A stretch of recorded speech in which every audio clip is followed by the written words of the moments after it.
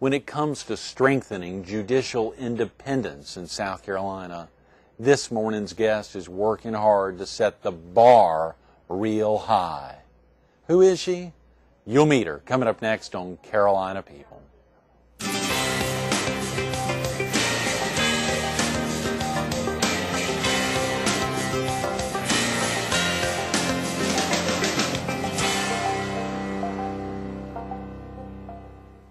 Good morning. Welcome to Carolina People. This morning we're at Garden City Furniture, a 2444 Highway 17 business in Garden City. We're focused on strengthening judicial independence in South Carolina. And we're visiting with the president of the South Carolina Bar and a trial attorney in Florence, Flo Vinson. Good morning, Flo. Good morning. Thank you so much for coming in early on a Tuesday morning. Thank you for having me. To highlight this very special topic and one that has surely been in the media recently and a lot going on with judicial independence. That's correct. And the South Carolina Bar, a lot of folks hear that phrase, or they hear a bar if they're not an attorney. Of course, lots of things conjure up in their mind when they hear that word. But when we talk about the South Carolina Bar, just give viewers a sense of the significance of the South Carolina Bar. Certainly. It's an organization with just under 13,000 members, and in order to practice law in South Carolina, you do have to be a member of the South Carolina Bar. It's a mandatory bar.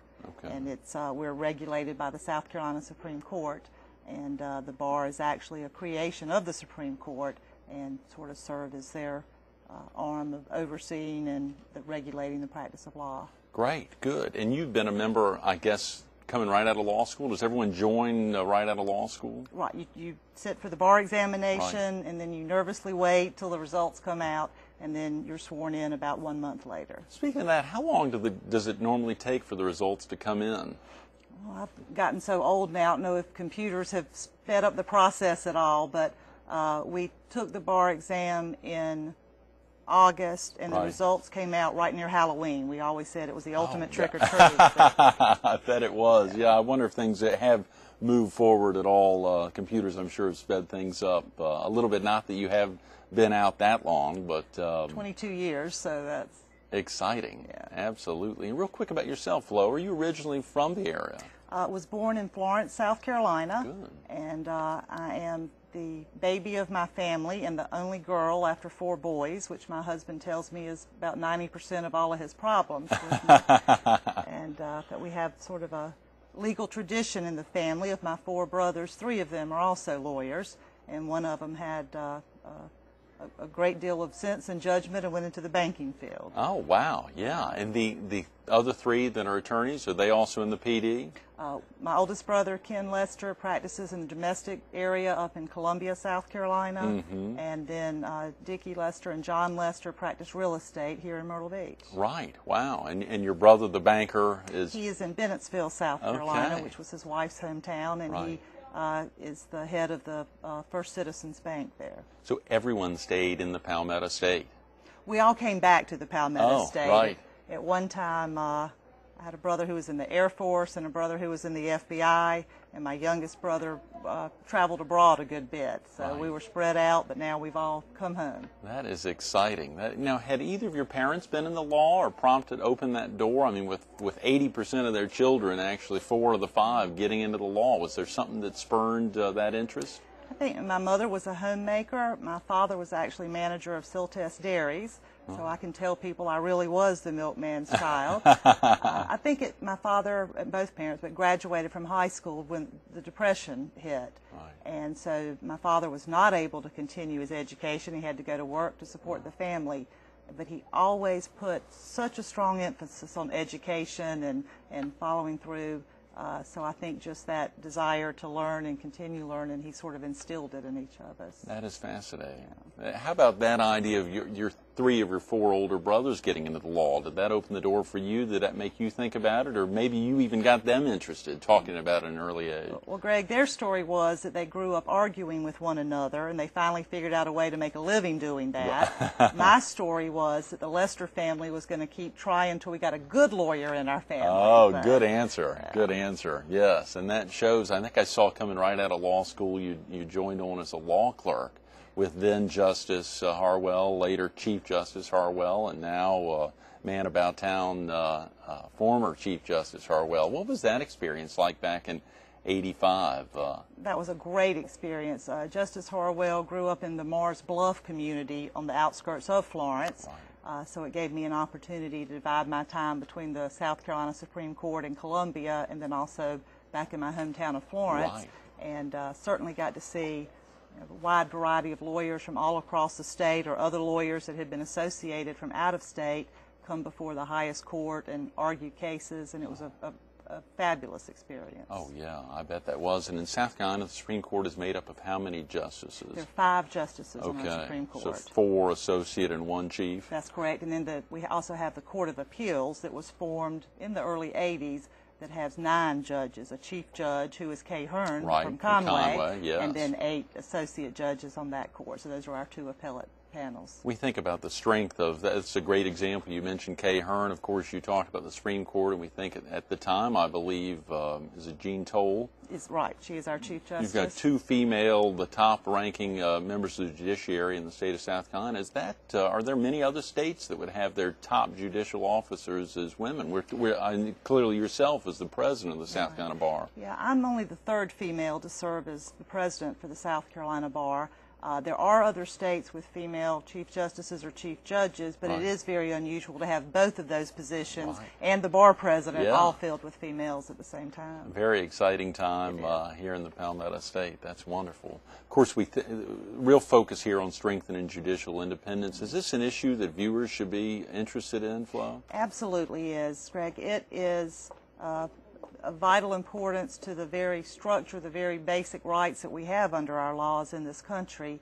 And while people may not initially think that it affects them, if the rule of law does break down or is lessened, it certainly would have an impact on every citizen. Mm-hmm. Let's just break it down simply. What exactly does that mean, judicial independence? Greg, as you know, the judiciary is an independent and separate branch of the government from the legislative or the executive branch. And it's important that the judges that make up that branch be allowed to issue opinions based solely on the law and on the facts of the case before them without being subject to political pressure or, for instance, you'll often in the media, if a judge will make a decision that maybe I've found oftentimes people that get very upset with the outcome quite often do not know all of the facts that were presented to him on that particular case. And the persons may come forward in the media or other outlets with criticisms not of the law or not of the decision in that case, but they direct the criticism to the judge as an individual or to the judiciary as an institution. By their canon of ethics, they are not allowed to speak about particular cases. Right. So then they sort of look guilty by silence at that point. The South Carolina Bar does have a group that is formed to, when situations like that come about, to try to investigate it and at least give the media some response that the judge is not allowed to provide. And we'll talk about that later. I think that was one of the follow-up questions as we think about judicial independence and that the attorneys working just to make sure to provide an adequate response to lay people or anyone who may. The idea of the judiciary itself, I think that you talked simply about interpreting the law based on the facts of a case. Is there anything more than that? I mean, obviously it is more than that, but when we think it through, is that the principal focus there? Right. I mean, they look at the law as it has been set forth. They have to interpret it to determine what it means in a particular set of facts. They're bound by what we call stare decisis, or the existing opinions and decisions. And if the public or particular individuals do not like the outcome in a case, it's 99.9% of the time not the judiciary, it's the laws that are in place that is actually perhaps the cause. And of course that needs to be addressed with the legislature to have them change or amend those laws. Sure. Of course, now y'all at the South Carolina Bar, it is all, as we talked about earlier, in some states, maybe even in North Carolina, our sister state, they have a required organization, the North Carolina Bar, and then a volunteer organization, the North Carolina Bar Association. I don't know if either group is more vocal than the other, but clearly in South Carolina there's a desire to support judicial independence. Are there some reasons possibly for supporting it that most people wouldn't think about? Or what are some of the biggest reasons to support that the South Carolina Bar supports judicial independence? Again, I think it's just such a basic precept of our law that if we get to the point that judicial independence is eroded, you're in fact diminishing, if not doing away with, one of your three branches of government. Right. So you're throwing off the whole systems of checks and balances there. Again, we try to serve as a sort of liaison between the judiciary and the public to provide them information to help them understand maybe better why some of the decisions that are reached are reached. Okay. What is the bar doing in this area? I know you've highlighted some of these, and of course, again, I'm highlighting some of the questions, thinking about it, and visiting the South Carolina Bar, a website, and thinking about in strengthening judicial independence. These were some of the good, frequently asked questions that pop up. But what is the bar doing in this area? We have a task force that is working on that area, studying it, trying to determine what we as a bar can do to make sure that important right is not eroded. We also have CLEs and other seminars and opportunities for public exchange to try to explain to people the concept and the importance of it, and try to keep that dialogue open and going on with the public. You mentioned there was, I believe, the Commission on Judicial Independence and Impartiality. Is that something that was set up to that you talked about earlier? Correct. It sort of has a twofold purpose. One, to study the issue and try to think of ways that we can be proactive to educate the public. And then secondly, it has also served when, like we talked about, a particular judge or the judiciary is attacked on the basis of a decision, and they are not allowed to respond at all, then that group will come forward and try to fill in the facts and help the people understand why a particular decision was reached in a particular case. Okay, and since now judges can't serve on the commission, who does serve on the commission? We actually have attorneys that serve on it as well as lay people. We feel like it's obviously important that the attorneys serve that have a deeper understanding of the legal issues and ramifications, but because what we're attempting to do is explain it to the public, it's very important to have lay persons to give us that perspective so we can balance our responses and know that we're providing information that's beneficial to everyone, lawyers and non-lawyers. Right, sure. And of course, it would probably be difficult to find a good venue if there was such a thing for judges to respond, but is there a reason, I guess, for judges not to respond? Is there something, I mean, lay people, of course, or virtually anyone would want to hear it from the horse's mouth. Why don't judges respond? I guess the public is familiar with when potential candidates for the United States Supreme Court are being questioned by Congress, and if they will ask specifics and they'll say, I'm not allowed to comment on issues that could come before me. And if a judge were to make certain comments, the public may perceive it as them he or she having a predisposition towards certain sides of an issue. In South Carolina, our judicial members they don't even vote in primaries. They can vote in the general election, but in the primary you would have to choose one party or the other. And we try very hard to not only have the independence of the judiciary, but also the appearance of the independence, so that no one feels that they would get less than a fair and impartial hearing. Okay. In South Carolina, just for viewers who may not be familiar with how judges are seated or are elected, share with viewers just the process there at maybe the different levels, but particularly from maybe the top down. Great, thank you, Greg. That's something I have learned a great deal more. I think as you tacitly assume that every state, that every state does it by the same procedure that you use. Right. And when you start traveling around meeting with other bars, you quickly find out that's not the case. We're in a very, very small minority, but I think it's a very good system. Any system can be improved or made better. Right. But our judges, all state court judges, are elected by the legislature. And what the biggest benefit in my mind to that is it takes money, campaign contributions, out of the picture. There are other states that the judges are elected in popular campaigns. And you like in literally, North Carolina. North Carolina, you see billboards, vote for Joe Smith. He's honest, Right. trustworthy, and I was just taken aback the first time I saw that, not having been exposed to that system. Right, yeah. I bet it is interesting. So in all the state court positions then in South Carolina or virtually all Virtually of them. all. Right, But right. some of the judges, I think our probate judges are still popularly elected. Right. But the circuit court judges, which hear the criminal and civil matters, $10,000 or above, Right. and the Court of Appeals and the Supreme Court are all, and family court judges family court, are yeah. all elected. I shouldn't have left that. My husband's a I family know, court I judge. think I I saw would get in that. trouble for that. That you would, and that's the 12th Circuit? That he's is in? Yeah. Florence and Marion, South Carolina. Okay, good. Although they are, as state judges, they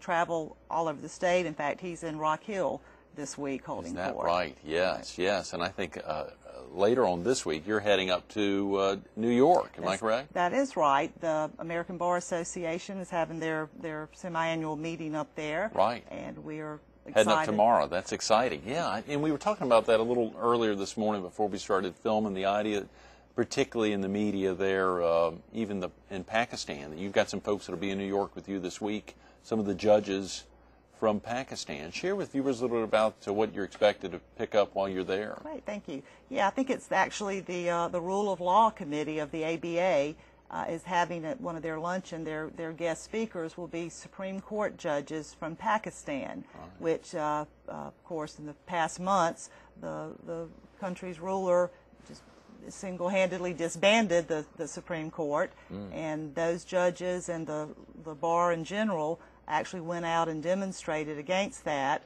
very much putting themselves, their lives, their families' lives at risk. Right. And international pressure has come to bear and to get them reinstated and get the rule of law established again in Pakistan. So I think to get to hear firsthand from someone who has been through that type of experience will be a great opportunity. Absolutely. How exciting. Now, in your role, is that the case for all presidents of state bars, that they travel to the American Bar Association, or most do travel up to the American Bar Association meetings wherever they're held? That's correct. And the ABA meetings, there's usually a large convention each 6 months. Right. And we also have an organization that is the National Bar Presidents Group. Okay. And we meet generally a day or two before the actual ABA gets underway, but in conjunction with that and at the location Right. of the meeting. Now, the American Bar Association, is it different from the state bars? Is it volunteer or is it mandatory?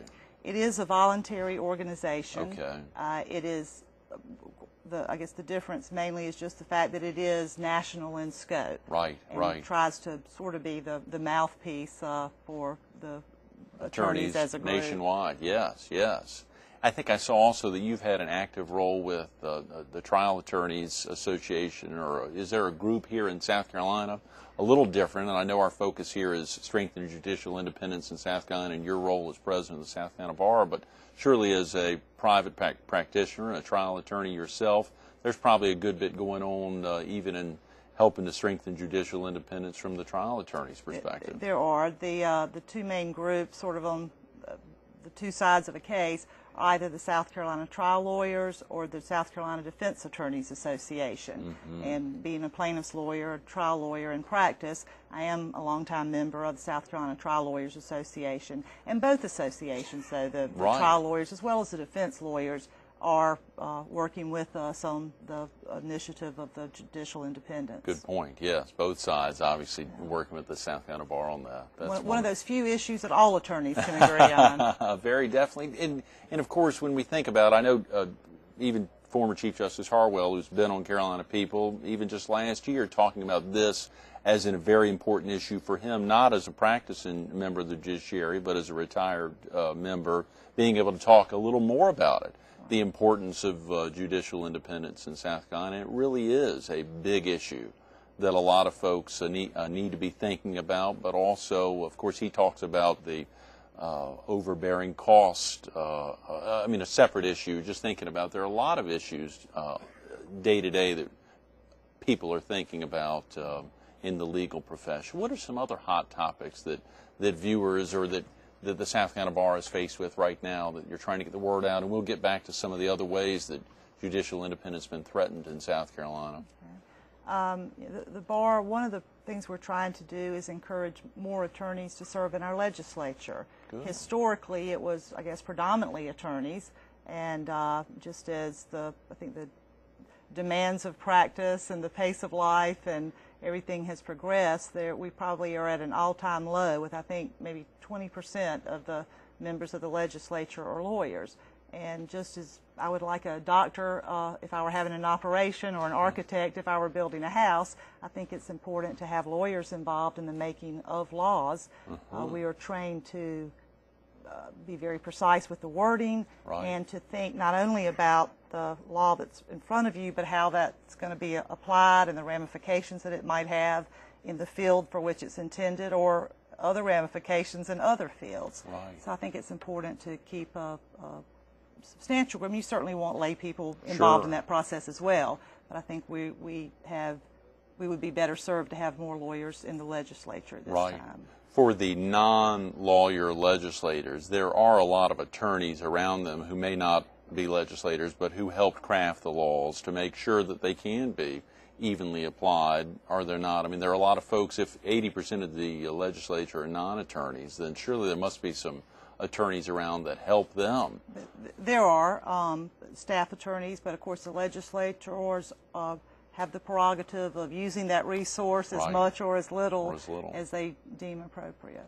Very important, yes. Well, we've just got a couple of minutes, Flo, and of course we want to highlight some of the ways that judicial independence has been threatened in South Carolina. If we run out, would you be willing to come back and be with us here tomorrow morning to share with viewers a little more about strengthening judicial independence in South Carolina? I'd be delighted to do that. Okay, great. Well, let's just talk about some of the ways that it has been threatened. I see a couple of them here, but share with viewers in particular some of the meat and potatoes of the ways it's been threatened here in South Carolina. We have seen more political activity focused not at the legislative body where the laws are made, but focused on the judiciary. We have seen special interest groups getting involved in judicial campaigns, running ads, which had really not occurred before in South Carolina.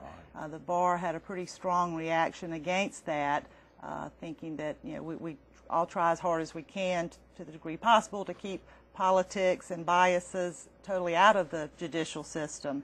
And so to see a political entity coming forward and trying to exert pressure and influence on who was elected and was distasteful to the bar.